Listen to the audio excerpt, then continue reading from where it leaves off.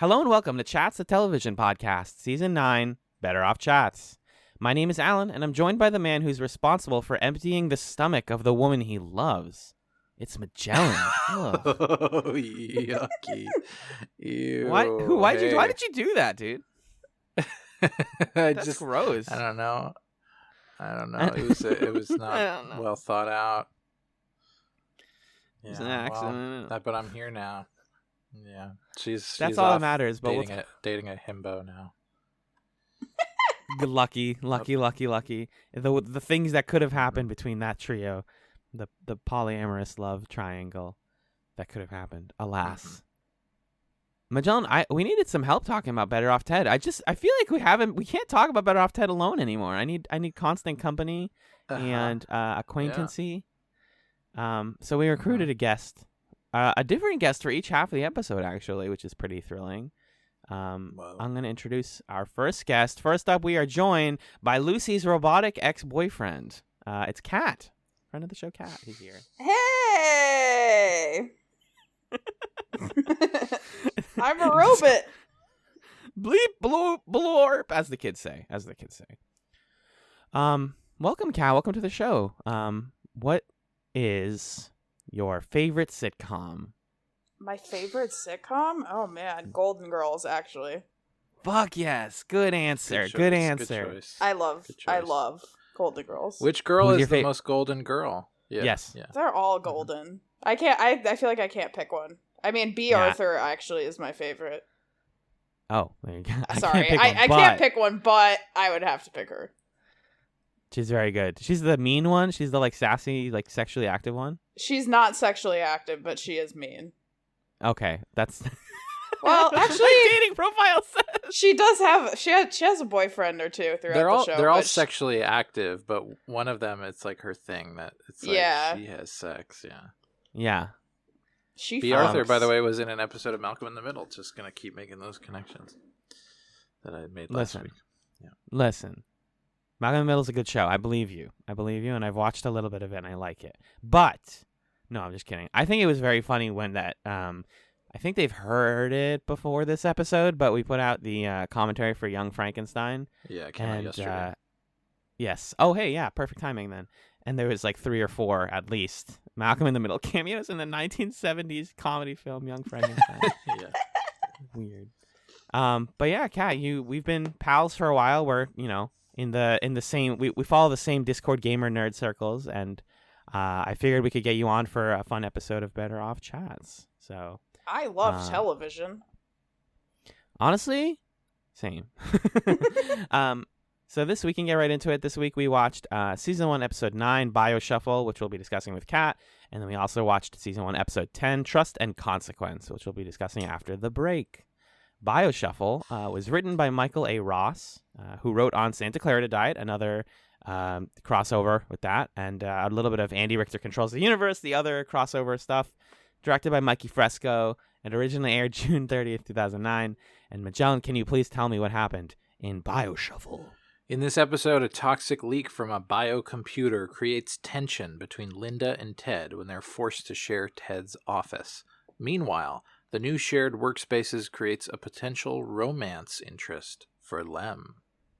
Oh. I want to start by saying that this episode could have gone a lot further with the concept of a biocomputer. For all my anime fans out there, when they finally go upstairs and they're like, we're going to look at the biocomputer, the fact that it's not like a Junji Ito nightmare of wires right. and faces screaming out of the side of it. I was like, oh, it's just a computer with drippy stuff. Yeah, 2 cylinders full of sludge, and it's like, this is what it is? We could have had a sort of Evangelion thing, or even a Farscape thing. We really could have, but no. Yeah. It's just someone put GAC in the someone put Nickelodeon GAC in the thing. Yeah. Yeah, I'm curious, Kat, as your first episode of Better Off Ted, did the dynamics make sense? Were you okay, I kind of vibe with what everyone's deal is on? It's just it's an office, so a wacky office comedy. Yeah, I feel like it all kind of makes sense. I feel like the characters still for me fit in nice little tropey boxes. Mm-hmm. It's kind of like a Mad Men ribbing to me. Like Mad Men came out a few years, I think, before this. So Yes. to me, this is like the quote unquote real Don Draper, probably more realistic. He does have a Which- sort of Don Draper look a little bit, but like Yeah. a little more slight, a little more of a slim man. Yeah, for sure. But I got like that vibe, and then like I don't know, Half-Life Portal kind of thing going on. Sure, yeah. No, that's a great touch point because I think we didn't really talk about that sort of influence, but like for me the closest like part the closest comparison for the sci-fi stuff has always been the video game Control, but that came out like many years later, so I'm always like, was it inspired by stuff like this, like people work in an office building but everything's weird and broken and hilariously like nonsensical, but yeah, I think Half-Life is that definitely lines up in the timeline more. And I feel like I need to ask all of our guests this question. Phil and Lem, the two scientists, what's going? Are they gay or what's going on? Am I weird for thinking that? I think Phil definitely. Even better. Lem is just, to me, it reads more as like just clueless. Mm-hmm. But Phil, yeah. I definitely he hates felt his that. wife. I hates his actually have wife. some evidence from this episode, Alan, to further both of the points that Kat just made there. Yeah. So I think Phil is canonically gay because there's a moment where Ted is like, man, Linda's smoking hot, and then Phil is giving him this look of like raw sexual desire, like, oh, are you gonna say I'm smoking hot next? There's just this like brief moment, and then he like tries to get Lem to not pursue the girl. I think there's stuff going on there, and then Lem to me feels like he's canonically bisexual because he's attracted to Lucy, but then he sees Brody and he's like, oh, that beautiful creature. So I think that's what's going on here. I love Brody. I want to talk about Phil and Lem and Brody before we talk about machines, robots, biocomputers, etc. Yeah. So basically, Lem is in the lab, and we learn that he has a crush on the woman in robotics, whose name is Lucy, who's adorable, and she flirts with him and seems to sort of like him. And they get ready to go on a date, and then he has the classic awkward moment that I'm sure we've all had, which is he takes her back to her apartment and then goes in for the kiss, and then what happened? What does he do? He like misses, or no, he sneezes, and then he sneezes right as they're going in for the kiss, which is a fear I have absolutely had before. And then that causes her to bump her head backwards and then lean forward and headbutt him hard in the face. I love Classic. the way that yeah, it's so classic. It was like, I think my biggest laugh of the episode, but there's another moment that is a close contender that we'll talk about. But I just love the way that joke is constructed, where Phil and Lem, I think, are talking, or no, Lem's talking to Lucy, and it's like, oh, last night was so great, I'm sorry for the way it ended, and then it cuts to, and the little subtitle says the way it ended. The way it ended. And so the whole scene, you're like, they can't deliver on this joke. What I'm imagining is way worse than whatever they're going to show me. And then they just do this like little Three Stooges thing that I literally laughed out loud. It was quite fun. I was actually impressed that Lem, like, these are adults, and one of the nice things about doing a TV show about adults is you don't have to have the awkwardness all the time of like, should I ask her out? He's just like, no, I'm gonna ask her out because we're in the same department and I like her. Like, he doesn't. We don't dwell on that for too long. I think that's one of the best benefits too of watching a shorter show, is they kind of like skip the conflict that we tend to like get annoyed by in longer shows where. It's like, oh, are they gonna? He's gonna ask her, and he's gonna be nervous about it, and then he's gonna like drink a potion or something silly. But no, he just asks her, and it goes awkwardly. He takes her to Danceyoki, which I mean, as a big fan, I've been trying to think about this recently because I went for a hike yesterday, and I was like, okay, so a hike is a bad first date, right? Because it's like kind of private, and it can be nice if there's like people around, I guess, but you want the other person to feel comfortable, and hopefully you're really taking a that. gamble that you're gonna get along, right? Because Yes, exactly. Like, what if you don't like each other? There's not an exit strategy there from a hike. Yes. Also, and then yes. Go ahead. Also, you just don't want to be sweaty on first date either. True. Absolutely. Absolutely. And then karaoke is like you kind of need to be comfortable with the person and like being open and loud with them before karaoke is fun. But I think dancing is some people like this as a first date idea. I also don't understand why. I think karaoke would just be like there's like I imagine like a Just Dance game just lined up outside in a club somewhere, and it's like we're gonna play Just Dance together. It's like a very bold date idea from Lem, who moments before was like, "Yeah, I'll take you out after my mom goes to bed," and he's like, "And by the way, I am a great singer, and I really dance it hard like Michael Jackson or whatever when I sing." Yeah. So yeah. It was funny, but I was like, oh, that's interesting that was Lem's choice of date. Mm-hmm. But yeah, he sneezes on her because he's allergic to her perfume, which is hilarious. And then she's like, oh, I didn't wear it today. And then in the meantime, this guy Brody, this Chad, this absolute unit of a handsome man comes by and starts talking to her. I was surprised she got with him because his first interaction with her is like being kind of racist to her. Yeah. He's like, "Oh, you're the ethnic one." I'm like, No.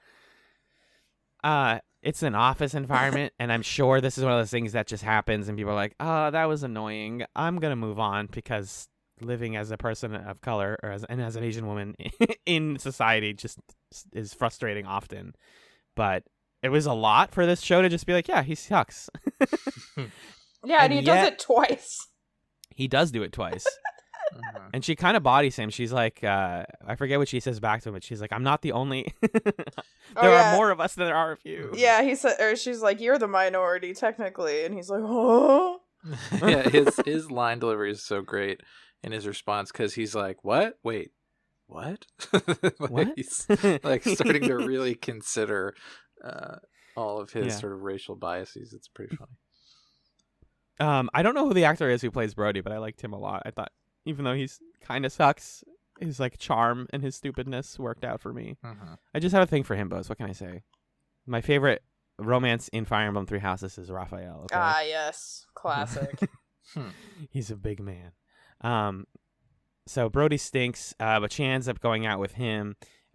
It's awkward for Lem, and then he's kind of like, oh no, I lost my chance. And then what happens is they have this laser that they show Ted at the beginning of the episode, which when focused on someone, you can make it whisper in their ear, but if you focus for too long, it makes them vomit.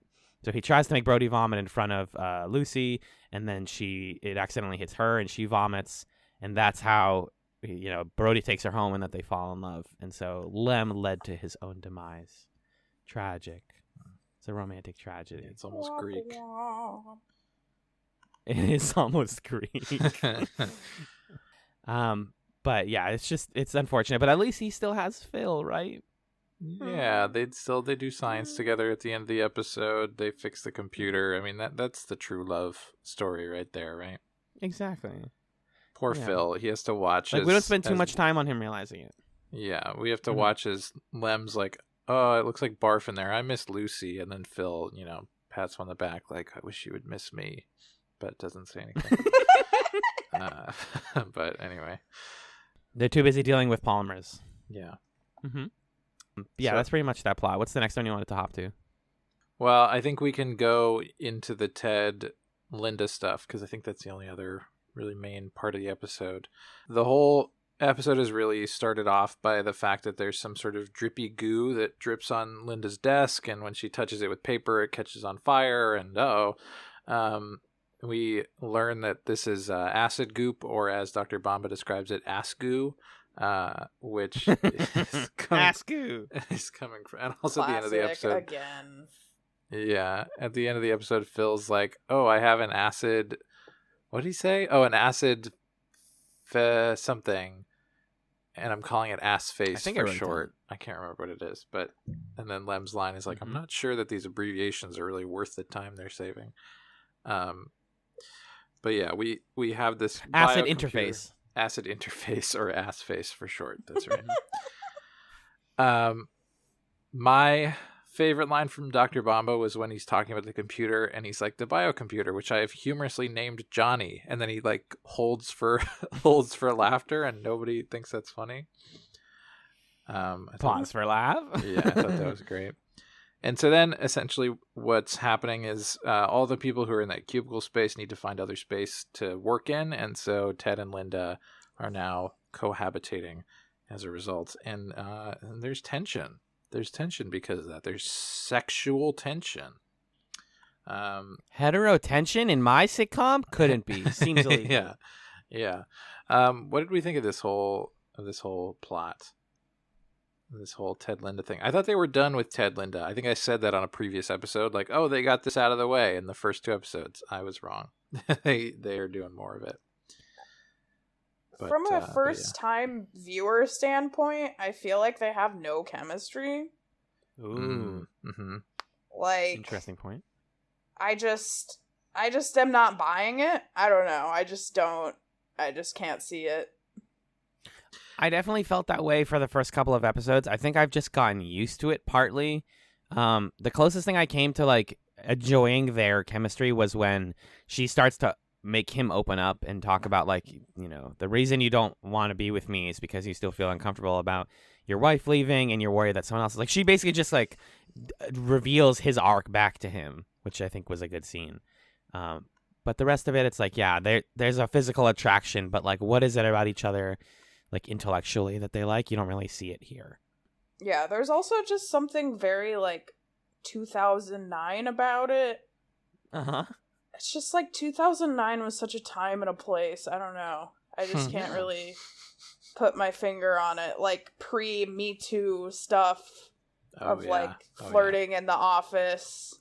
And just like, there's just like I don't know. I guess it's just a weird time to revisit because it was a while ago, but it actually wasn't that long ago. So it's just strange. Yeah, for me. it's so there's. I agree with you, Kat, that the chemistry in this feels off, and then the just facts of the plot are also kind of uncomfy. Because it's like, I don't know, I don't really buy that they have this sort of intense like physical attraction to each other. I think they just get along really well, and it almost feels like they would be well cast as like the mom and dad in a family sitcom or something, where like maybe their sort of physical attraction has mellowed, but they have this like deep respect for each other. But all that, like when her CG button like flies off and hits him in the face, he kind of doesn't seem like super turned on by that. He's just more like, uh-oh. Right. Oh no. Yeah, exactly. You're right. They are like a weird old married couple, kind of. And then, there's just all this stuff about like, are you looking at my butt? He. That, I don't know. Yeah, it's not, it feels strange to watch.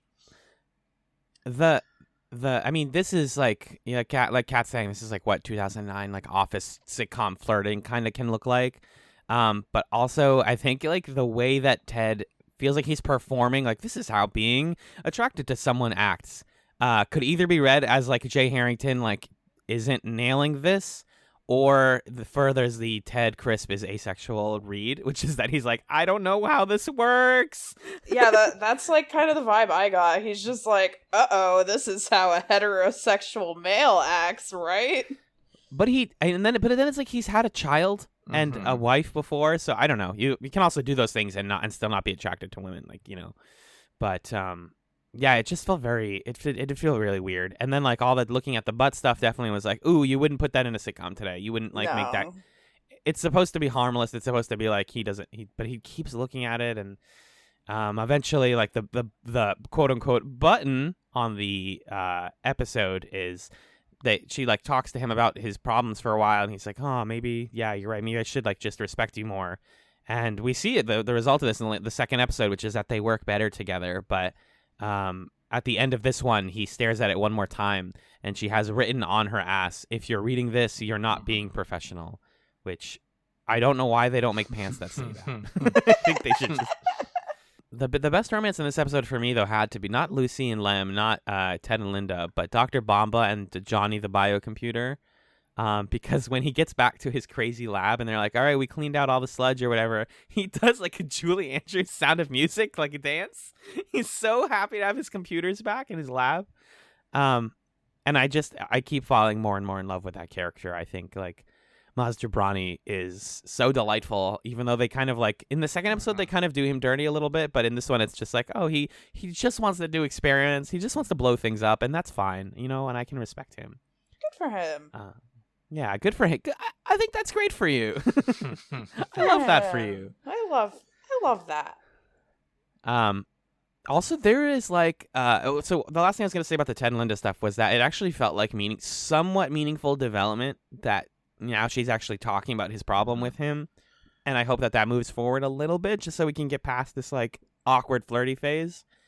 But no, the other like side thing is because, Ted's getting sick of working in the same office as Linda because she wants to get distracted, like most of us, I imagine, do in an office environment.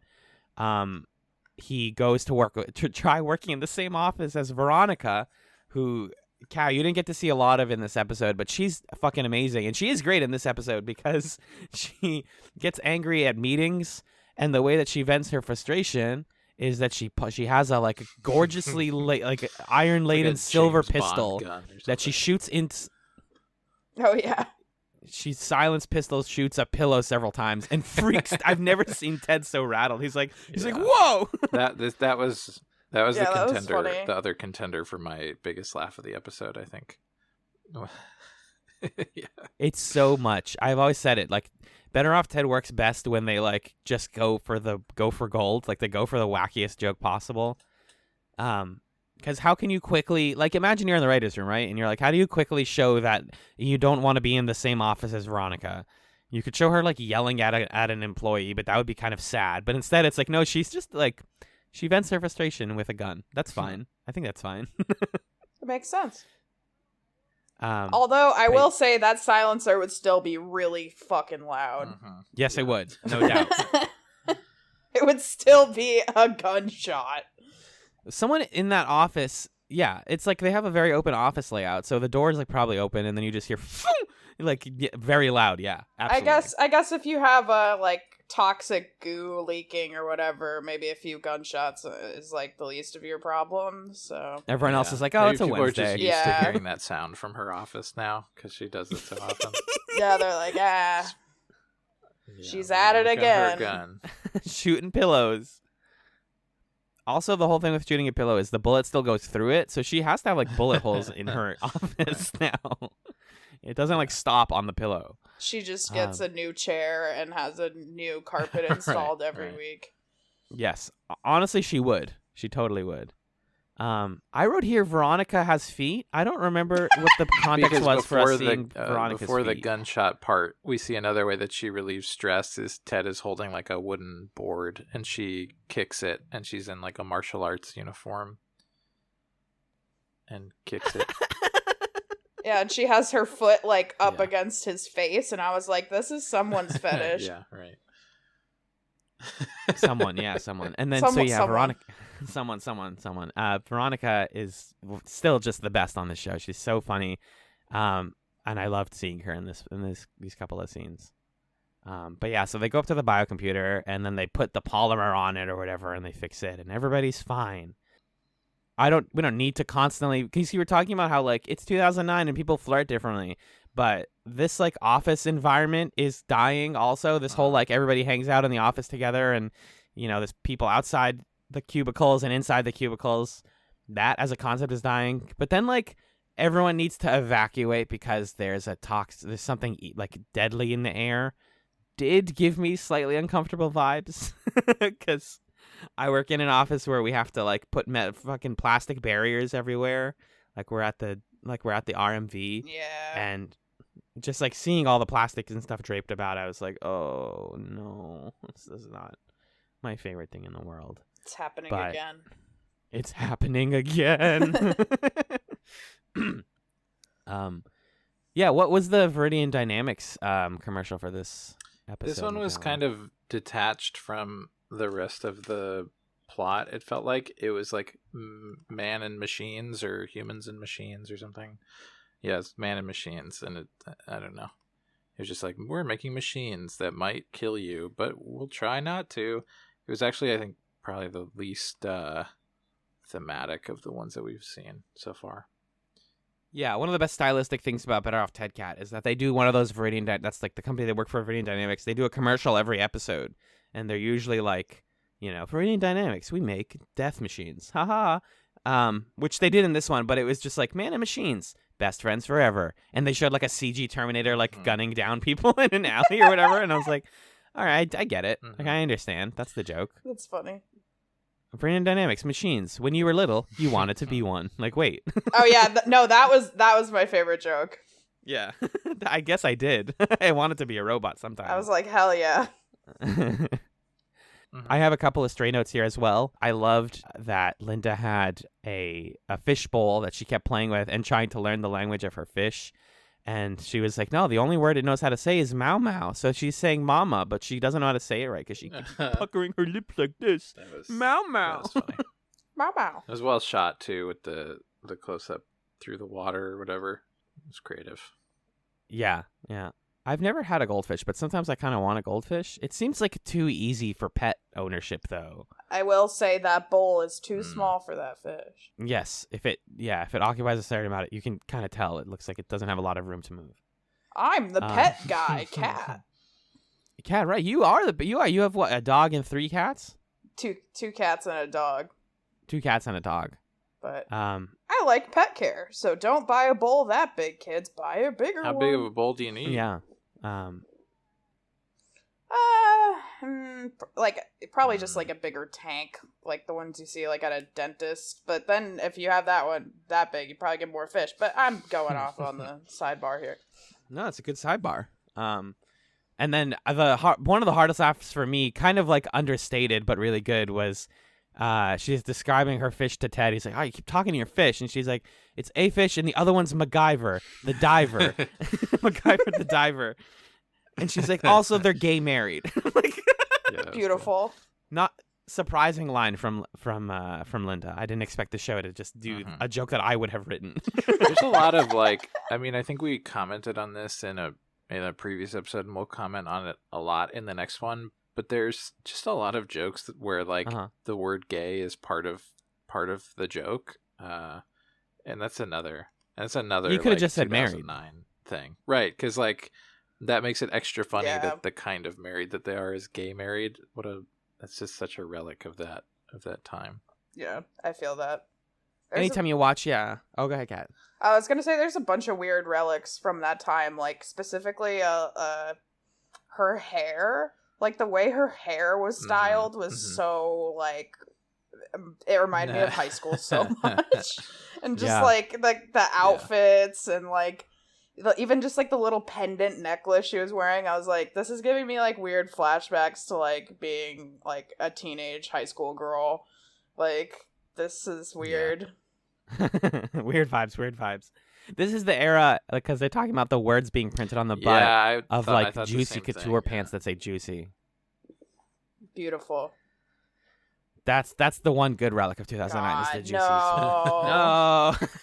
I think that was even earlier. That was for a while. It stuck with us for a while, I feel like. Yeah. Yeah. It really did. Speaking of gender, no, I just remember, because we're talking about juicy couture and stuff, the time I was outside of a Victoria's Secret and this guy gave me a thumbs up because he was like, yeah, you don't want to be in there. And then I was separately was outside. True story. Also true story, better, more wild story. I was outside of a makeup and hair supply store where my mom and my sister were inside. And I was on my Game Boy. And this older guy, this 40, 50-year-old man was like, yeah, you don't want to be in there, bud. Good for you. Oh my god! What? Masculinity, everyone. I think that man killed. I think that man killed my masculinity once and for all. I think he did. This is final blow. I don't even understand the masculinity thing there. It's what? You didn't let a woman drag you into the store? Is that what it is? Yes, pretty much. That's how I got it. It was you know, you don't need makeup and hair supplies or whatever. I'm like, well, I So kind of do, weird. dude. Now I'm like, damn it, I'm trying to like relearn all this shit. Like, how do I do skincare and like how do I want to style my hair and like stuff I wish I learned. So weird. Fellas, is it gay to take care of yourself? Right. Fellas, is it gay to go into the store where there are all these pictures of women in their underwear? There's like women's underwear everywhere? Yeah, Is that gay? exactly. It's like the one thing that would make you straight is going into Victoria's Secret, right? Right. That's part of why I'm like, what a strange thing. But whatever. I guess because it's a woman taking you in there. That's what makes it gay. Don't let her drag wow. you in there, kid. Fellas, is it gay to treat your family with respect and go shopping with them? Like, Right. come on. Oh, man. Yeah. I had a couple of stray notes on this episode as well. Yes, baby, hit me with your stray notes. I will. I've been looking around at the background in Veronica and Ted's offices, just trying to think about how they set dress these corporate offices of, you know, these like very successful people. And I noticed this time that Ted just has like 2 decorative swords in the back behind the couch. And it tells you a lot about, again, how like kind of lame Ted is, that he's like, oh yeah, I got these swords in my office. Sick, dude. That's such like an executive thing. I feel like business people, I don't know, think of themselves as like, I'm like a warrior. I'm a great whatever. And this is my weapon. So I thought that was funny. I actually had a note briefly about the set dressing in that because, you know, this show, you can't just take it all over the place. Like, you have a finite number of sets in a TV show. And I think that this, like, where can we move ourselves in the office and whose office can we stay with is the closest we're going to get to, like, these characters moving in together. Like, we get to kind of get it seemed like that's what the metaphor was, right? Yeah, like what would it be like if Ted and Linda moved in together, and how does that affect their work, and how does that like open up their relationship now that they have a private space for the two of them? Yeah, I noticed that. It was sort of like another sitcom. It would be, you know, the male and female friend are roommates or something, and now it's like, exactly. We get to see that doing her laundry, or I don't know. It's like Joey and Rachel or whatever. Joey and girl. Yeah.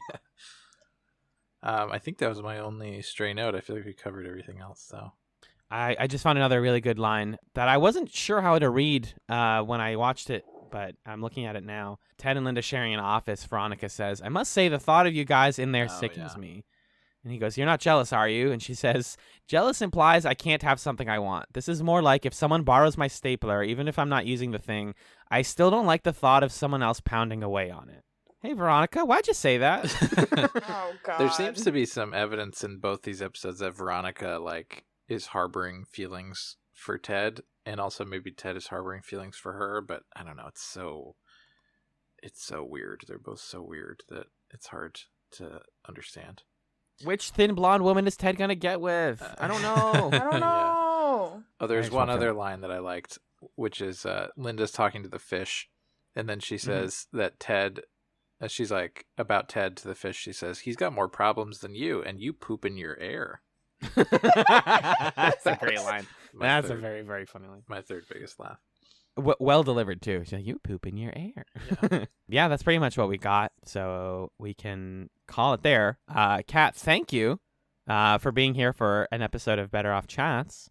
Thank you for having me. Do you have anything you'd like to plug, or do you have a chatsome that you want to share with the kids? You can follow me on Twitter at Applebee's Dad. That's my Twitter Literally at. one of the best apps of all You time. snagged that one? It wasn't taken. Surprise. That's awesome. I also watched the Netflix show Dark, and I enjoyed that a lot. So I really want to watch that. I keep hearing it's good. that's my pitch. Love it. Great. Magellan, in that case, we'll be right back after a message from Viridian Dynamics, and we'll be back with another guest to talk about trust and consequence. Viridian Dynamics. Mistakes. We all make them. But sometimes mistakes lead to great discoveries. Mistakes are how we learn and grow, so we can do amazing things. When you think about it, shouldn't you be thanking us for making mistakes? Viridian Dynamics. We're sorry. You're welcome. Hey everyone, it's Alan here for the Chatz bag. That's where we read the bag. It's a mail bag, and it's on Chatz. Hi everyone. Hello. We got 2 emails this week, and I'm happy to read them. If you would like to get your emails read on the podcast, you can send them to chatzpod@gmail.com. That is chatzpod@gmail.com. Let's get right into it. Our first email comes in from Full Metal Analysts host Michelle, who says, "Hey folks." Hi, Michelle. I'm thoroughly enjoying Better Off Ted, but I'm also wondering how much my opinion is formed by the fact that I've seen Corporate, a show on Comedy Central that is almost the same concept as Better Off Ted. A satire of corporate life, with executives as the main character, and a company that definitely is evil, but takes it to a degree I could never see Better Off Ted reaching. I've actually seen a good amount of people mentioning Corporate, mostly like on the Better Off Ted subreddit. There were a lot of posts of people saying, "Hey, is this litigious?" And, I'm sure it's one of those things where somebody somewhere, borrowed a script idea or something, because I've looked into it and they are in fact weirdly similar. But I also don't even know that many people who watched or are watching Corporate. So, and also Ryan Slowinski at one point, I think last week or 2 weeks ago, recommended us the Kakos Industries podcast, which is sort of like a what if Better Off Ted was an evil corporation. And the podcast itself, which I now have listened to a couple episodes of, is sort of like a Welcome to Night Vale in the Better Off Ted dark universe. If that's a way to pitch it, I think. But I also just think it's a pretty common setup. Like, corporate office is not too unique, so maybe that's how it is. But he goes on. He says, "To me, Better Off Ted is a half mask off. The show sure isn't afraid to point out how downright evil and detestable a company can be, but all of the characters in the show are people with redeeming qualities, even Veronica. Corporate, on the other hand, depicts its corporate executives as detached sociopaths who still have fleeting glimpses of humanity, but are in no way redeemable. Also, all of its worker characters are depressed and or have come to internalize the malaise of corporate life.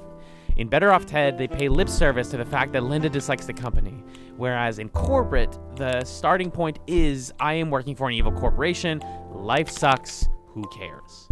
2 good examples are in an episode about how the corporation in Corporate makes a holiday out of 9/11, and the fact that one of the main characters jokes constantly about suicide, although this last part led to a fantastic episode about dealing with depression in its 3rd season.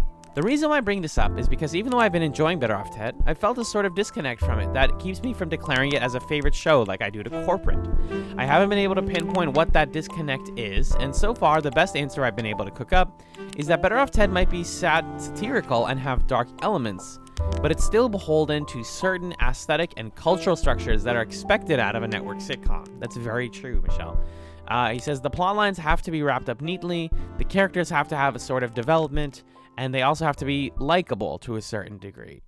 I think also that this is what keeps me from enjoying Superstore as well, because its format demands it to be a story about a zany ensemble of people who have a bad job and love each other, and everything gets solved in 20 minutes, and life can get better in the system. And ultimately, I don't think that's true of life under the corporate thumb. True. Good points. I'm also very much aware that a network sitcom from 2009 is not going to have the same freedom as a cable sitcom from 2018. So I'll end this by saying I will definitely still watch the entirety of Better Off Ted, if only because I'm a sucker for this type of comedy. All my best, Michelle.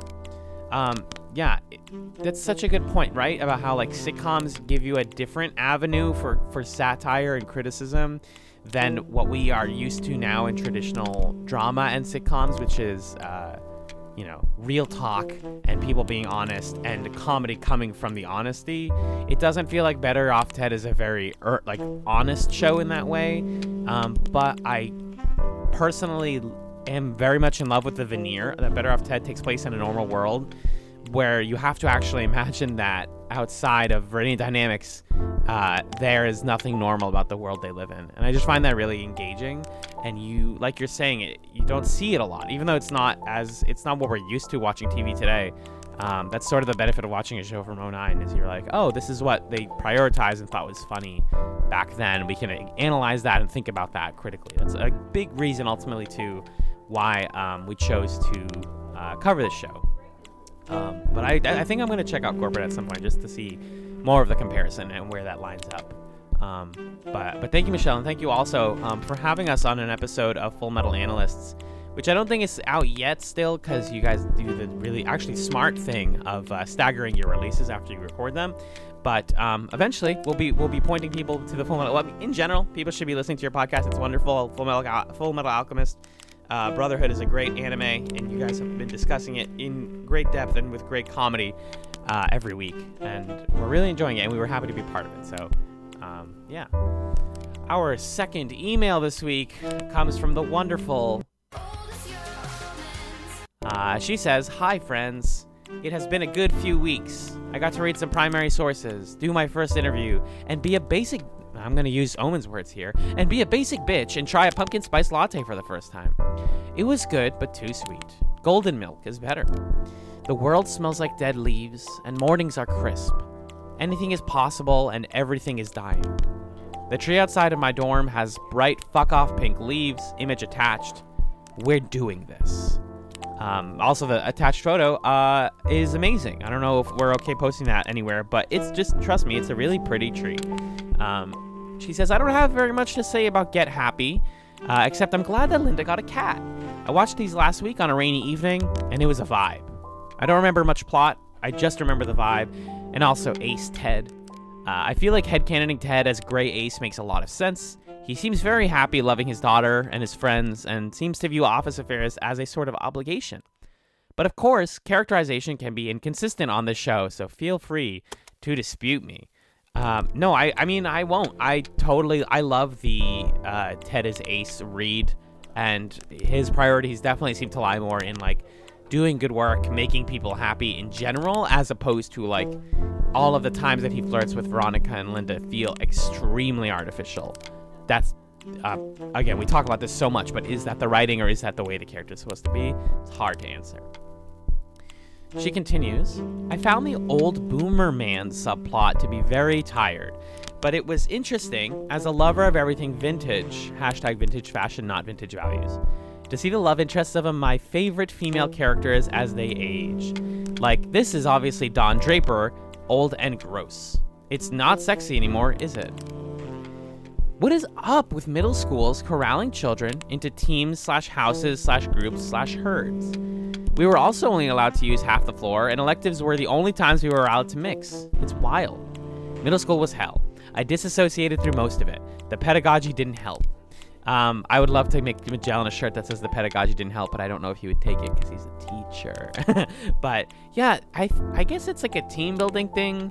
I've learned a lot in my, like, business school classes about how you can make alliances by just telling people that they're part of a group. Like, as soon as you associate people with a group, they will jump onto it. I think I actually mentioned exactly that in the episode, so I'm sorry if I'm, like, retreading old ground, but yeah, that's, I think, what it mostly is. It's just weird, especially for middle school. Like, what are you guys doing? I have to learn, like, the basic history of America still. And this part is in all bold, folks. Viridian dynamics. Without bosses, we'd be like these worms. Disgusting. They almost get to problematizing bosses here, says Omens. It's so sarcastic that it's almost post-structural. If you squint really hard, Michel Foucault rolls in his grave. Beautiful and true. Once you get to problematizing bosses, you start thinking about what would happen if we just got rid of them casually one day. How much better would our lives be if we decided as a community in what labors that we partake in? And that is too dangerous for a show on network television. We live in a society. I mean, she said it, not me, but I'm saying it. The words came out of my mouth. This episode did show the moral evils that come with befriending the wrong boss. I've never met a character who likes a power trip more than Veronica. And it's rooted in deep entitlement. She can't handle being kind or generous to her because she views every interaction as transactional. This is a trauma response learned from shitty, manipulative caregivers. And considering Veronica deported her grandfather, we forgot about that, I assume the people around her were just as clinical and ingenuine as her. It's really sad, actually. And Linda and Veronica are an example of how this kind of maladjustment, combined with an unbalanced power dynamic, leads to disaster. While Linda and Ted have less baggage and show a healthier mentorship. If the hierarchy were eliminated, maybe Veronica would have more luck in making better friends. But such is life under capitalism. I look forward to hearing your thoughts on episode 5. I love y'all, and I'm glad to be back doing the thing. Warmest regards, Omens. Beautiful. I feel like reading your emails is like reading poetry, and I know the listeners feel the same way. It's awesome. You're awesome. That was awesome.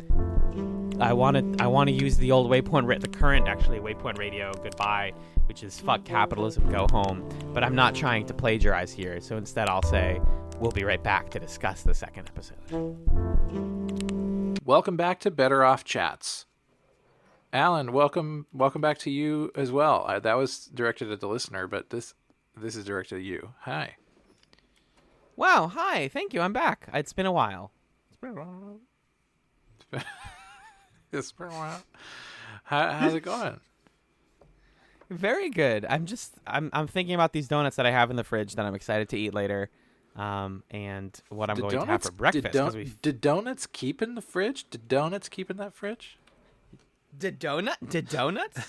So no, I just took them out of the fridge just before we started part 2 because I left them in there overnight, and then I was like, they probably don't need to be in there. Well, they probably, yeah. Well, I'm curious how they are.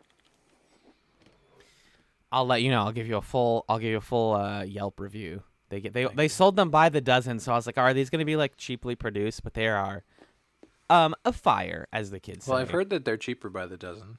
That's what I've heard. Steve Martin is in the back just smiling like he is. Good, thank you. I'm so proud of you. Good Steve job. Martin's definitely in the Pantheon Magellan of like your celebrity dads. Oh, yeah. I mean, he really clinches it with the fact that now he just plays the banjo. That's a big, big plus for me in that column. Who's in the list right now? It's Stephen Page. It's Steve Martin. It's mostly Stevens. It's Steve Stephen Martin. Colbert. Stephen Colbert. Oh my God. Yeah, there's a triumvirate of Steves and Stevens. If we had podcast titles, this one would be called the Triumvirate of Steves. But, yeah. We do have a trio here today, Magellan. Oh yeah. Yeah, dude. For this episode, or for this half, we are joined by the woman who once told me that she woke up next to a campfire with Indiana Jones making her bacon. It's Jennifer Unkle from Scanline Media. Hey there. Welcome to the show, Jen. Yeah, it's good to be here. I've had you both on my podcast, so it's nice to be on your podcast now. Yeah. Hell yeah. Jen is a podcaster over at Scanline Media, writer extraordinaire, icon on Twitter. Just one of my favorite human beings, to be honest with you, and a good friend. So I'm very happy that you're finally on Main Chats to thank talk you. about Better Off Dead. Yeah. We have you here to talk about Season 1, Episode 10, Trust and Consequence. Magellan, you want to hit me with those fancy credits? I would love to. The episode was written by Michael Trevorbaugh, directed by Lee Shalat, maybe? Shalat Kamel? I don't know. There's a lot of ways you could pronounce that. And that particular person has directed for other shows such as Gilmore Girls, Mad About You, and of course The Nanny, which we're destined to cover at some point. Yes. God, I love I'm The just Nanny. kidding, but that'd be pretty fun, wouldn't it? No kidding. We could do an episode where we cover the very best episodes Yeah. of The Nanny. No, I just want to watch the bad ones. You just want to Go watch on. a supercut of Mr. Sheffield. But Mr. Sheffield. Yes. Yeah. And Alan, what happened in this episode, Trust and Consequence?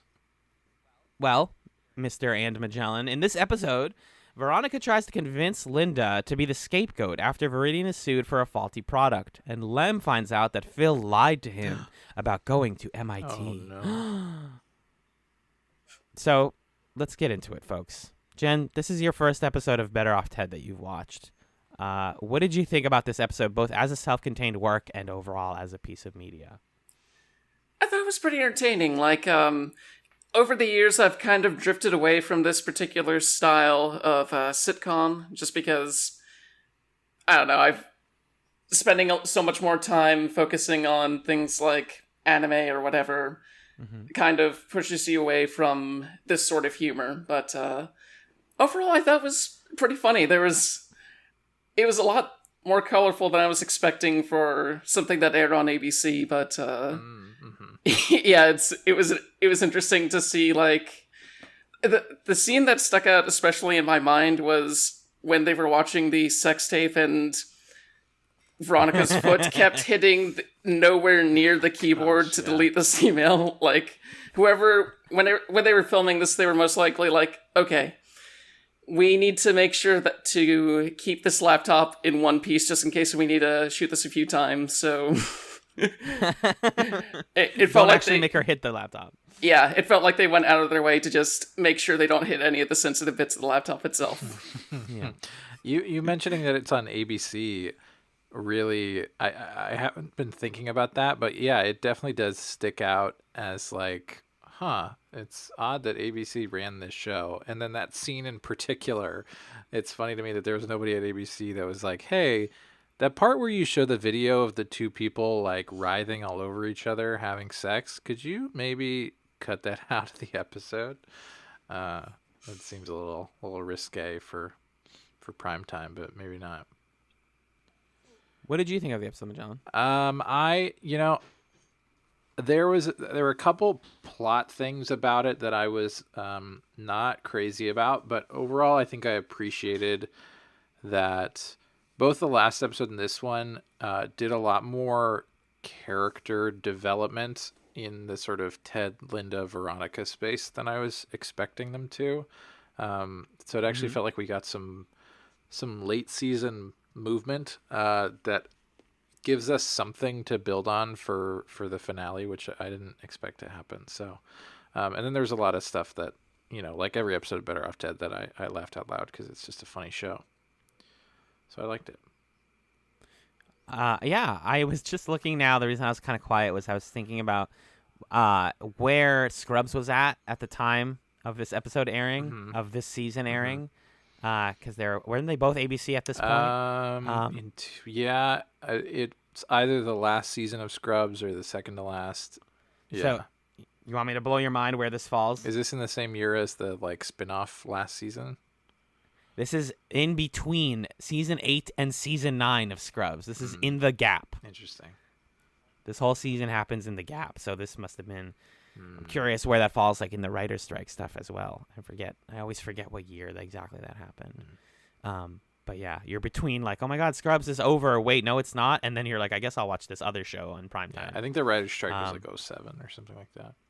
Oh, was it? Okay, then yeah. Oh, no, because it affected like other shows at the time. But yeah, so I thought like the framework of this episode was really fun. Like the deposition scenes were mostly really entertaining.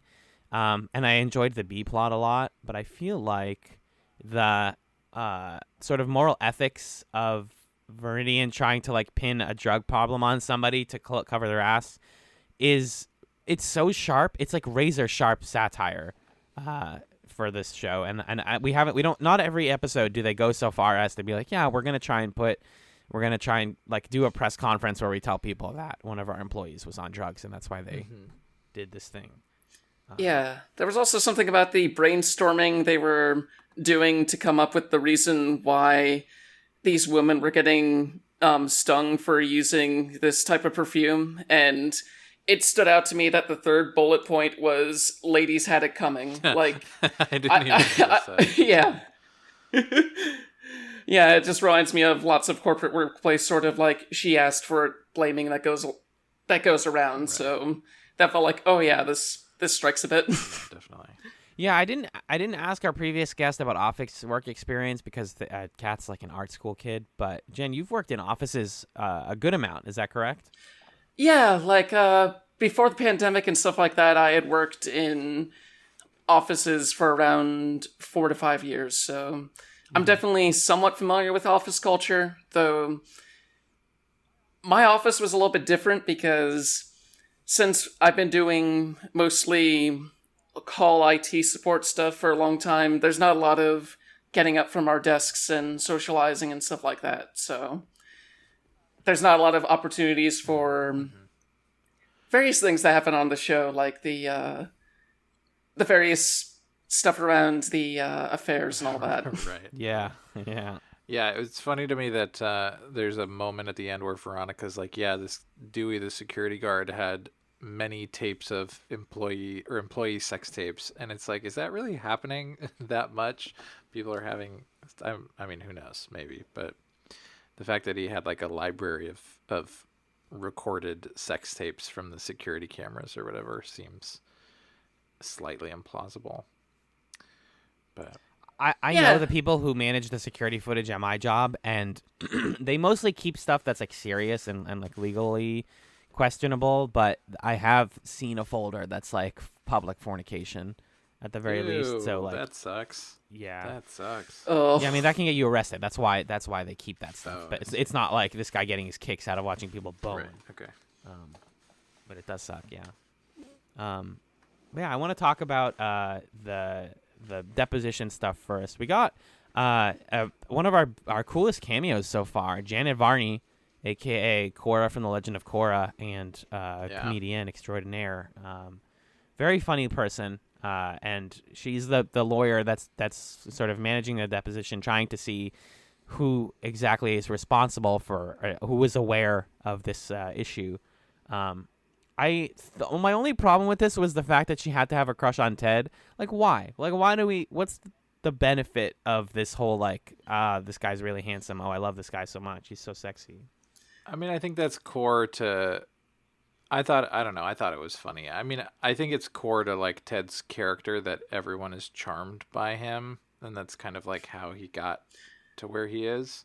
I don't know. Like I like that moment where she's like, "Oh, do you have a girlfriend?" And then the other lawyer is like writes down on the piece of paper, like, ask if he has a boyfriend or whatever.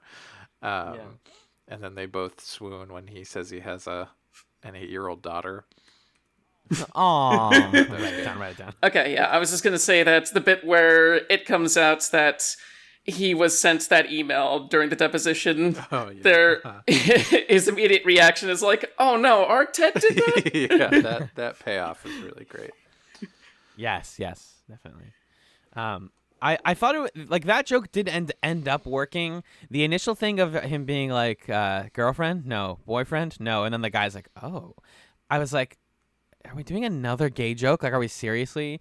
But it definitely worked better here than just being like, and they're gay married. Because it's just in canon, like, true for that character. Like, yeah, he's attracted to him.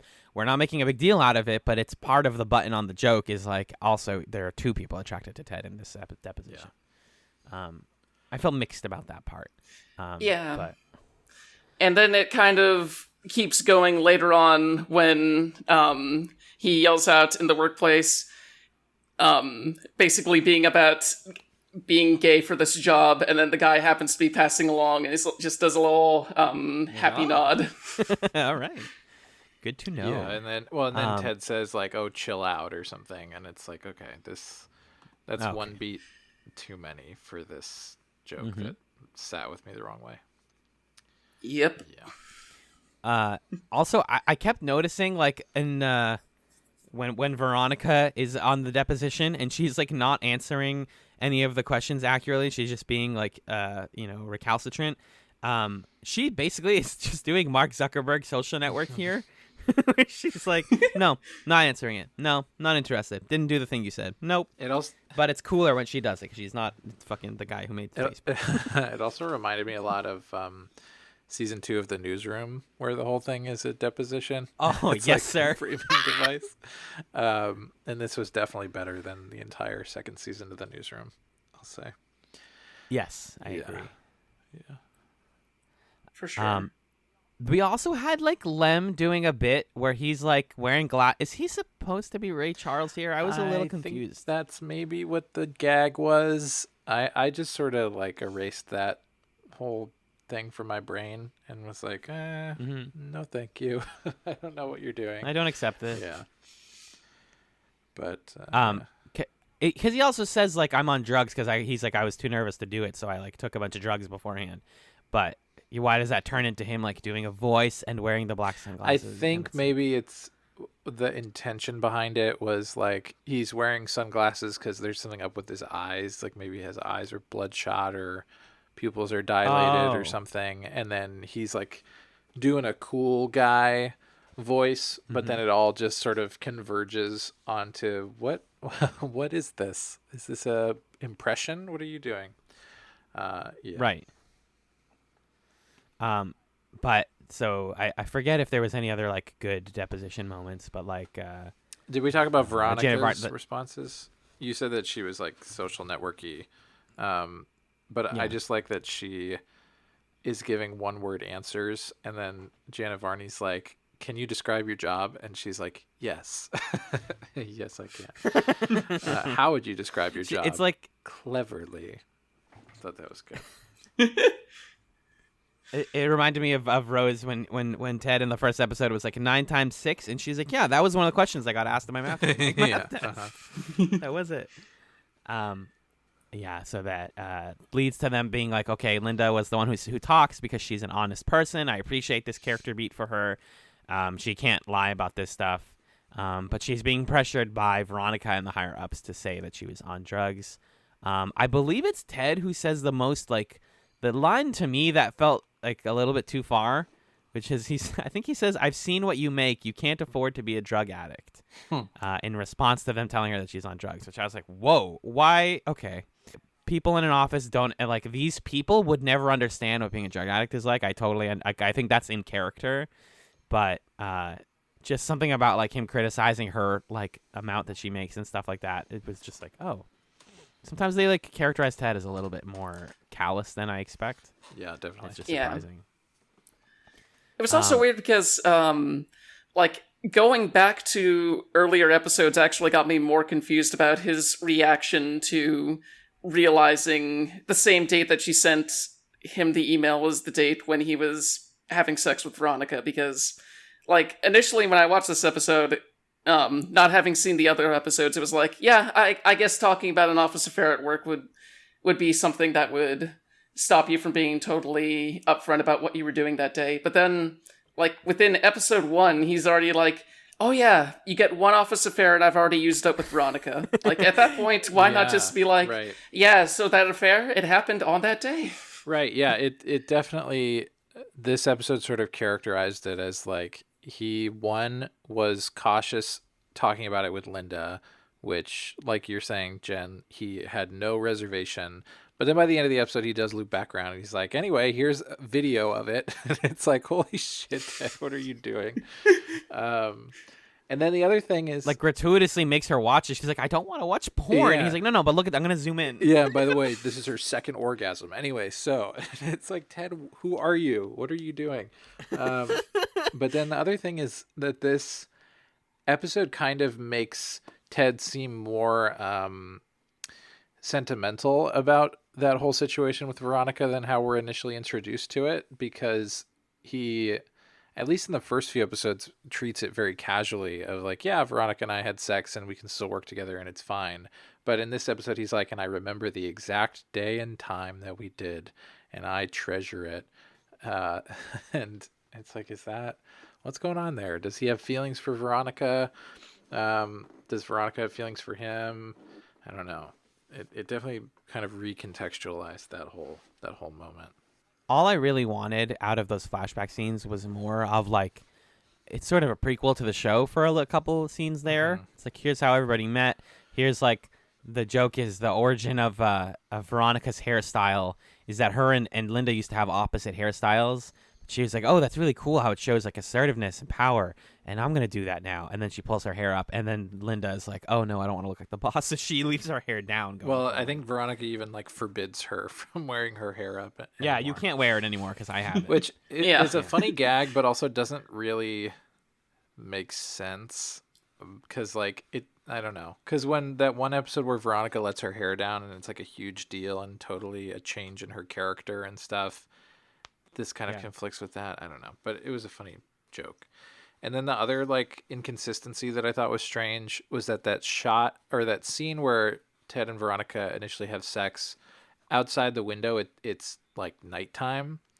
But then why is it that Ted is talking to Linda for the first time on her first day, like in the middle of the night or at night? Is it just the end of the workday, or I don't know? The time of day was dubious to me there.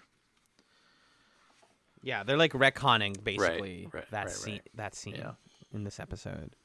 But it's so we get to see scenes of Linda's first day. She has her nerves, and she meets Ted, and they pretty quickly have a little bit of chemistry, and so he feels awkward about that. The fact that he realizes later that was the same day that he had his very first and only office affair with Veronica, which we see in a little bit more detail, and they zoom in on it, and we learned that she, with her very cool stiletto heel, magically hit the delete button and the confirm button to delete the email that would have that Ted would have seen, where Veronica was like, "Hey, this sketchy stuff is going on at Viridian." Which is just not how emails work, but I guess we'll accept it. Yeah. It's very much like we had to wrap up the plot and we wanted to tie it back into the Veronica stuff. Like, don't stress about this too much. The other weird thing is that the end of this episode is Dr. Bomba ends up being the one to take the fall because they realized that it wouldn't have been Linda's fault because he never got the email.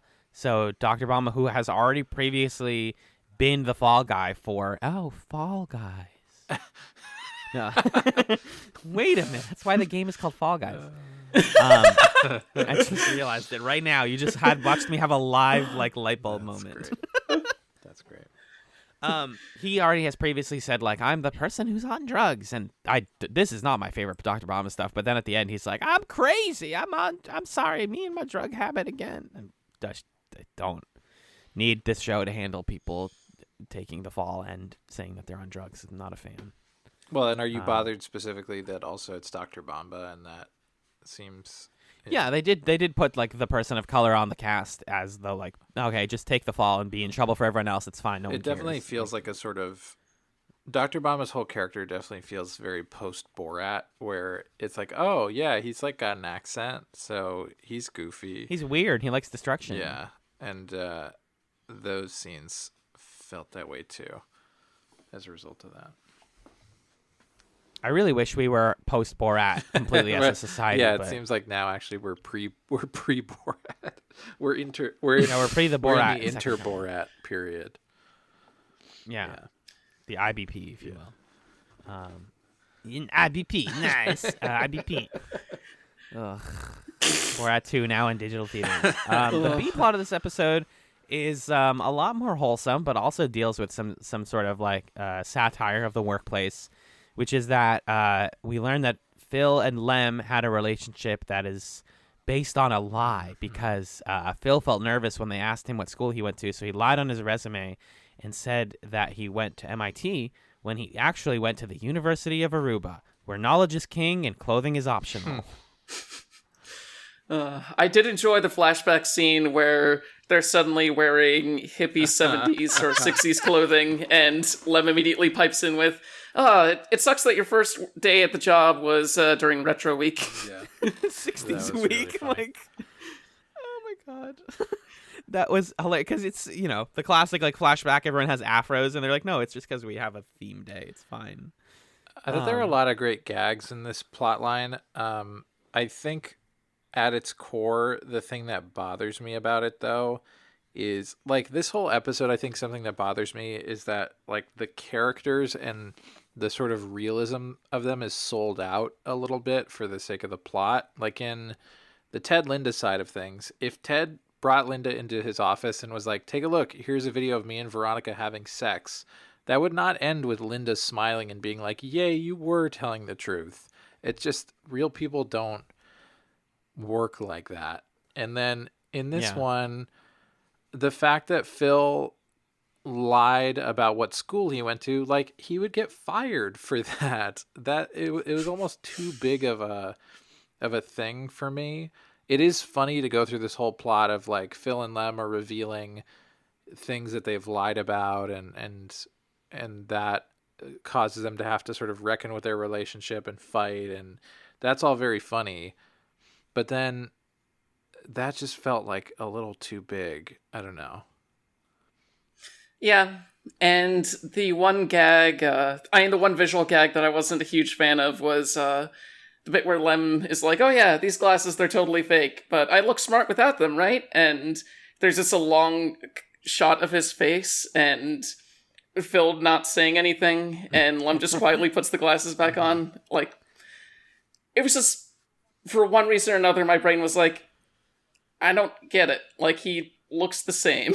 Right. Yeah. I felt the closest thing I had on that scene was that the part of the joke is that Malcolm Barrett doesn't wear glasses, so it's him being like, "Look, they're fake. Like they're not. There's no prescription," because they are literally fake. But beyond, I think that might be a little bit too high level meta for that joke. I think it's just a little bit weirdly timed. I think It's mostly supposed to be like, "Hey, we all have like things that people assume about us that aren't true." Yeah, I think it's just meant to be read as like, hey, we have things that we're self-conscious about, and we want to have our friends be like, don't worry about it. But instead, if your friend is like, actually, the thing you're self-conscious about is true, then that's funny. But I also saw that as like making it a little too obvious that the way that people dress up black men in TV to look like they're smart is they put glasses on them. And the same thing is true like in The Good Place with Chidi. The guy who plays Chidi, I don't think wears glasses in real life, or at least I haven't seen him wear glasses in like interviews.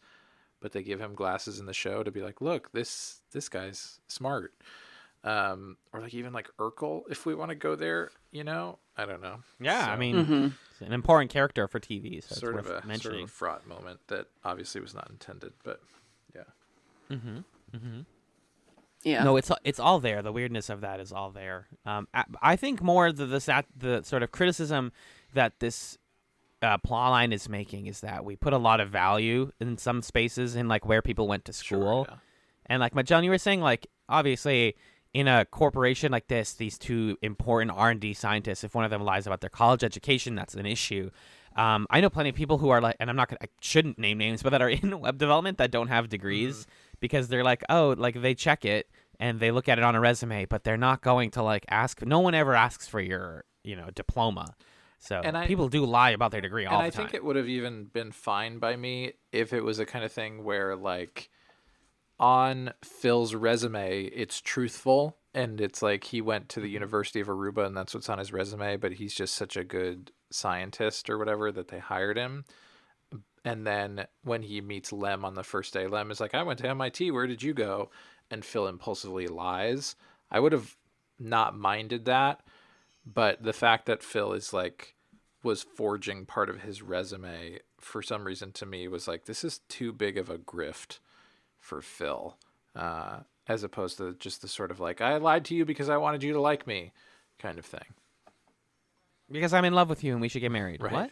I just wanted to fit in. You seem so excited to talk to somebody about going to MIT. Yeah, and Lem talking about his time at MIT was very funny to me. He's like, oh man, I loved MIT.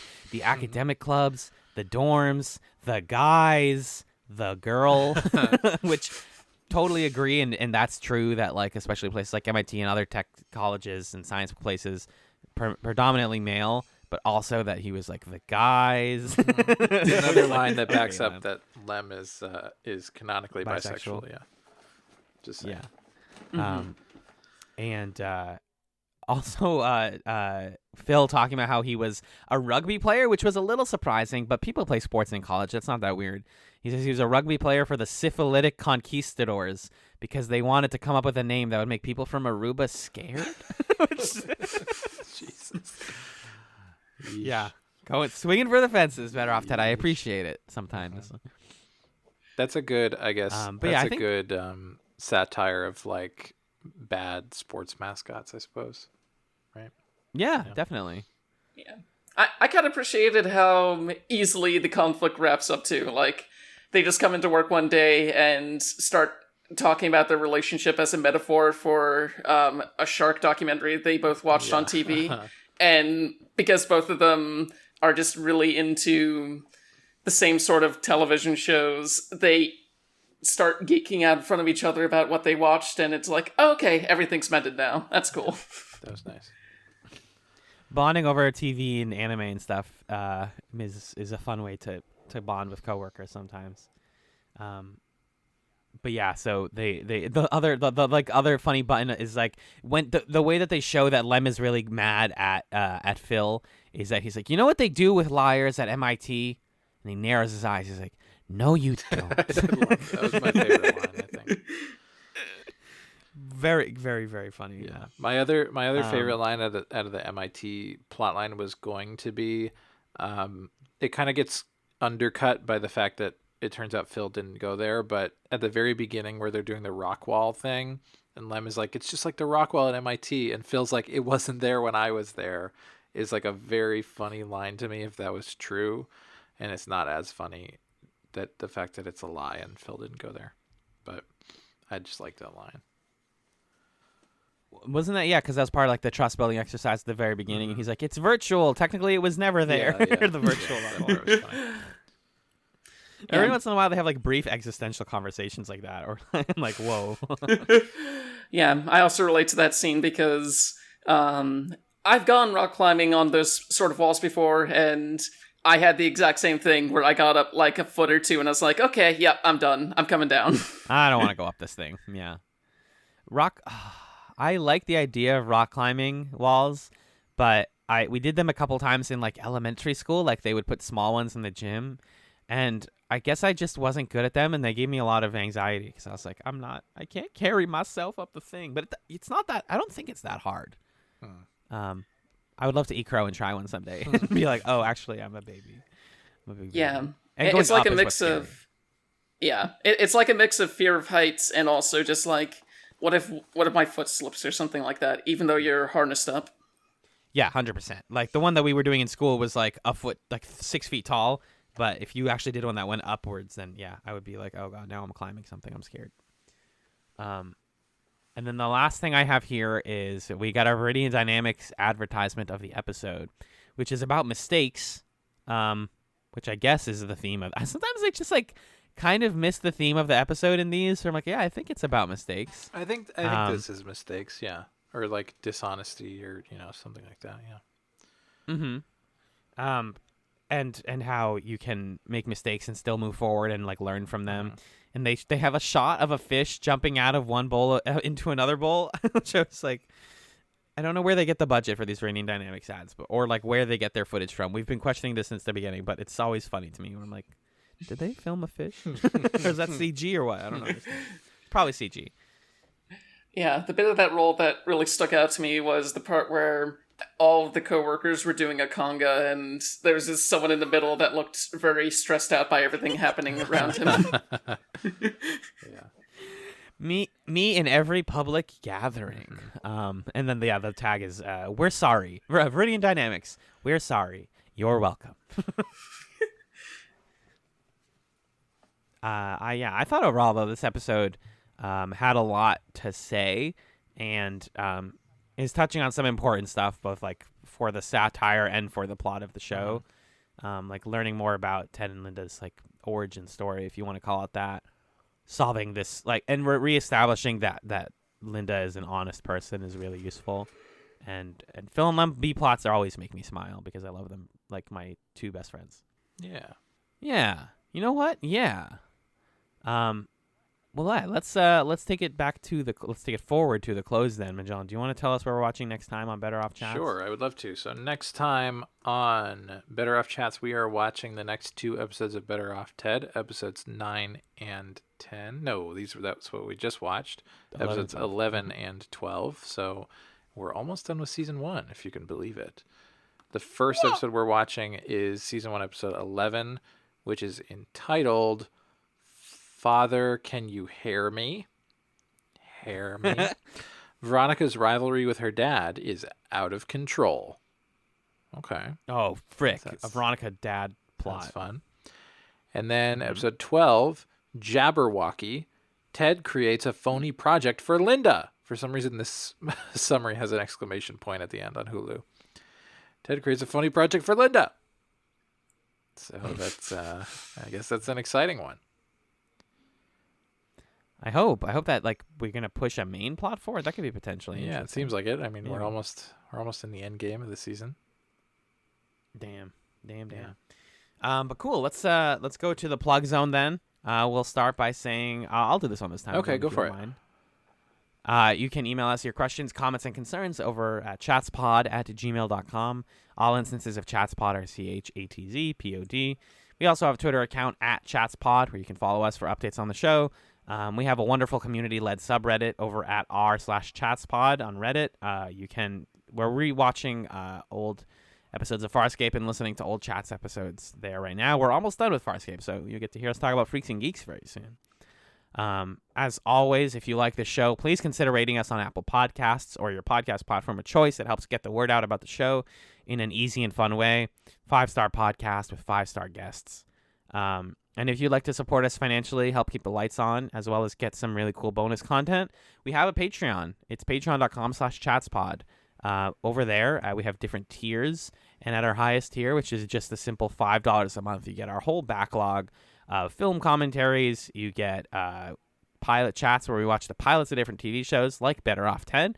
We decide if they're chatsable, and we have Chatz Nights where we hang out and do things that listeners recommend, or just talk about being friends with each other and other guests sometimes. But yeah, check it out. We got also at even the $1 tier and above, Magellan's over there running the Chatz Files, which is his solo X-Files watch podcast, which is a great time. So all of that, again, is over at patreon.com/chatspod. And finally, before we get to our chatsums, I want to make a impassioned plea to our listeners in the United States. This episode should be coming out on November 1st. November 3rd is Election Day in the United States. If you haven't already registered to vote, unfortunately, you're out of luck this year, but I hope you had registered to vote because it is your civic duty to vote this election cycle. A very important cycle to be voting. Whether you feel okay or not about the electoral system, I definitely feel weird about it as well. You should make your voice heard and support a candidate that you think can make this world, this scary, scary world, a better place. So please, please go out and vote. If you're not sure where to vote, vote.org is a really handy-dandy website where you can plug in your address, and they'll tell you exactly where you're voting and what your poll times are. So really, guys, United States folks, go out and vote. Do it! Yeah. And then we'll wrap up. We have our chatsums, where we recommend things instead of just our regular social media plugs. We recommend activities and things that we've been doing and enjoying. But Jen, before that, do you want to actually do your regular plug since you're our guest and we're happy to have you plug your content? Sure thing. So you can find me at JBU3 on Twitter. Most of my work is on scanlinemedia.com or patreon.com/scanlinemedia, where we have podcasts like Oops All Anime, where we watch 3 episodes of anime and talk about the show. In addition to things like a tabletop role-playing podcast and a movie podcast too. And I also have a storytelling game-centric podcast called Novel Not New, a True End podcast, which you can find at readinggames.online. I haven't said it before, but that's like really good, the URL that you managed to snag. Oh, yeah. Readinggames.online. Yeah, it's pretty memorable. And then, Jen, do you have a chatsum for this week? Do you have something to recommend for the folks? Yeah, so if you've ever watched Ping Pong the Animation, it's pretty much my favorite show ever. I think I watched it last year, and it's just constantly on my mind just because it's such a strikingly beautiful show, both in terms of the way that it looks and, it's just very heartfelt, and I think about that finale, maybe once a week, maybe more, so... If you're into something that's a little bit off-kilter and also gives you a little bit more hope for the world, I would definitely recommend watching it. That's perfect that you mentioned that, Jen, because I chat some Ping Pong a couple weeks ago, and I literally asked Magellan, because I watched more of it, I was like, can I chat some it again? So thank you for doing that, because I'm still not done with it. I still have, I think, 3 episodes left. It's short, but I'm watching it 1 episode a week, pretty much. So in love with it. So glad to bring it up again to the listener. Seriously, I'm watching it on Funimation, so it's pretty easy to find streaming. It's a beautiful show, and even in 11 episodes, they managed to fit in multiple arcs. So if you're it's not just a tournament anime, it's not just a kids in high school anime. It really goes different places, and resets its characters in meaningful ways. And it's got beautiful music and an animation style unlike any other. So yeah, I wholeheartedly support this chatsum of Ping Pong of the Animation. Hell yeah. Magellan, Magellan, do you have a Chatsum for this week? Yeah, I have 2 Chatsums. I've been really going nuts with getting games for my Switch. So I know that the past like month I've been Chatsuming Switch games, but I'm going to keep doing it. So I have 2 Switch games. The first is Yoshi's Crafted World, which is like the most adorable thing I've ever seen. If people aren't familiar with it, it's basically a 2D platformer, 2.5D platformer, because you can like walk up and down sometimes when there are forks in the path. But anyway, starring Yoshi, and it's sort of like in the lineage of Super Mario World 2, right? Is that the first one with Yoshi and the baby Mario? I think that's what it was called. I believe so, yeah. Mario World Yeah, 2. and like Yoshi's Story and like those Yoshi specific platforms that have like their own aesthetic and their own set of creatures and stuff. But everything in the world is made to look as if it's made out of real crafting materials. So like if you're in like a dock level and you see these like wave breakers, they look like they're made out of coffee K-cups, for example, or something like that. Aww. Or like all the ground looks like it's made of cardboard, and it's just freaking adorable. And it's it's a baby game for babies. I mean, it is easy. So it's a great platformer for kids. I will say, because it's so easy, there's a lot of stuff in it. But you might get bored of it because it's not that hard. So the price point might be a little steep given that. So if you can just find it on sale somewhere or wait, get it used or whatever, that's probably the best way to do it. But it's a really pretty game to look at, and I've been having fun. And then the second game, I feel like such an asshole for recommending this. I've literally, Alan lent this game to me when I first got my Switch like a year ago, and it's been sitting in my Switch case for a year, and I finally have started playing Legend of Zelda Breath of the Wild. I finally have actually started playing it. Yes. And I feel like such a jackass because I'm like, oh my God, this game's amazing. Why is nobody talking? Oh, everybody's been talking about it. Everyone's been saying it's amazing for all the same. We got sick of it multiple times. For all the same reasons that I'm thinking it's so great. So I have nothing new to say except to say that if you're like me and you heard everybody saying that it was so good and you're like, okay, I get it. It's so good. It is good. It's that good. Zelda made a better Skyrim, kind of, like that's kind of what the vibe is. So I highly recommend that game. Yeah, Breath of the Wild 2 coming hopefully next year. I have also been meaning to play more of it, but I think it's on brand and appropriate that you came to it late and found enjoyment out of it, because that was kind of how I came to it as well. Because that game was like early in the Switch, I think, like a launch title. Everyone talked it to death, and I was like, whatever, I don't need to get a Switch for this stupid Zelda game. And then I played it, and I was like, oh, I'm stupid. Right. And like I ran into the issue with it where I was like, I need structure. Where's the goals? And then someone was like, you need to just get used to like walking around and just doing something that you find, and then setting a goal for yourself. Like, I'm gonna accomplish that. And then that game really clicked for me, and I was like, the beginning of the game is actually also more structured, I think, than people were leading me to believe. Because the opening before you get like when you're on the plateau or whatever, and it's like go get all your abilities. It's pretty structured, and then they give you a clear like go to the towers, or like there's gonna be some stuff to fight or whatever. So if people are turned off by like you can do anything, the game like nudges you in certain directions here and there. Yes. Yeah. Also, if you're looking for something with a little more structure, the prequel is out in a month, and it's basically Dynasty Warriors. So if you're into that sort of game, that looks to be pretty exciting. Oh, Jen, I'm into that sort of game. Oh, I'm so excited. I need to actually I still haven't finished. I haven't finished Hyrule Warriors, but it's a very long game, honestly. It like just keeps going. Cool. Well, thank you, Magellan. I have 2 quickum chatsums. That's a weird way to say that, and I'm going to keep it. First off, just a brief shout out to different types of food and drink that taste like spicy things. I don't know why this is like my new favorite thing, but Dunkin' Donuts released the Ghost Pepper Donut, and I expected to hate it, and I tried it as a joke with a coworker, and then I was like, oh, this is fine. This like sweet and sour flavor is not deadly to my senses. Because a lot of restaurants will do those like gag flavors and never keep them around because no one actually likes them. They just do it for clout and like internet exposure.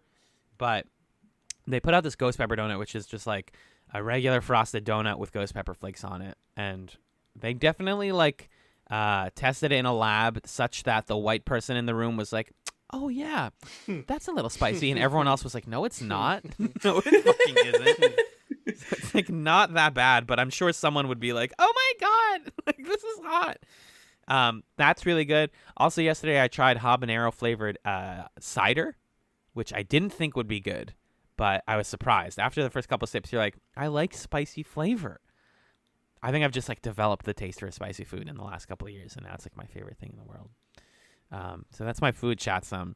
But my more impassioned, my media chatsum this week is 2004's M. Night Shyamalan directed film The Village, which I had the pleasure of watching last night. And I think they did this film dirty critically when it came out and there has been like a critical reanalysis of it and the works of Shyamalan in general at the time, mainly The Sixth Sense, Signs, and The Village. And even some people are fans of The Happening, but I think that's kind of where he started to like lose his way a little bit with his movies. But The Village, especially right now, in a time where we are like isolated and keeping away from each other for safety, is a really powerful, beautiful, sad film about like the negative effects of like being isolated for too long. Wow. So it can definitely be a little uncomfortable for people who feel that sort of like fear, but you know, it came out in 2004, so it's kind of more of a, like, almost an Iraq war metaphor, where it's like, oh, we're going to tell people that these are the bad guys so that we have an excuse to fight them and use that as justification for harmful acts. And so the film, like, plays around in that sort of, like, metaphor space. But also, it's just a freaking gorgeous movie. Like, yeah, lots of, like, incredible tight close-up shots. It's very tense. I wouldn't even go so far as to call it a horror movie, but because it's more about like the setup for something that could become horror like, but it's like a pre-horror movie almost, if that makes sense. And you know, it has a Shyamalan twist, but I think it's kind of like about a lot more than its twist. And yeah, if you have a chance to watch that movie, The Village is a really stimulating watch, I'll say. How about that? Yeah, it's one of the first films I saw with Joaquin Phoenix where I was like, oh wow, this guy is pretty impressive. He's amazing in it. Yeah. Again, it's just like Shyamalan has a career that kind of like got weird after a while, but he's fantastic in it. Bryce Dallas Howard. It's like full of weird cameos. Like Jesse Eisenberg's one of the kids in that movie, and you're like, wait, why are you here? And it's definitely full of like, oh, that guy or that lady in that movie, but. Yeah, check it out. It's a good film. And that is going to do it for this episode of Better Off Chats. Thank you very, very much to Jen for joining us on this episode. For sure. I had a lot of fun. And thank you to Magellan for being the rock to my hard place. Also, I should mention, if you ever want to guest on Chatz, the television podcast, email us or DM us somewhere and let us know. We'd love to have more guests on our podcast, like Kat and like Jen and like everyone. But that's going to do it. So thank you very much for listening to Better Off Chats. Peace.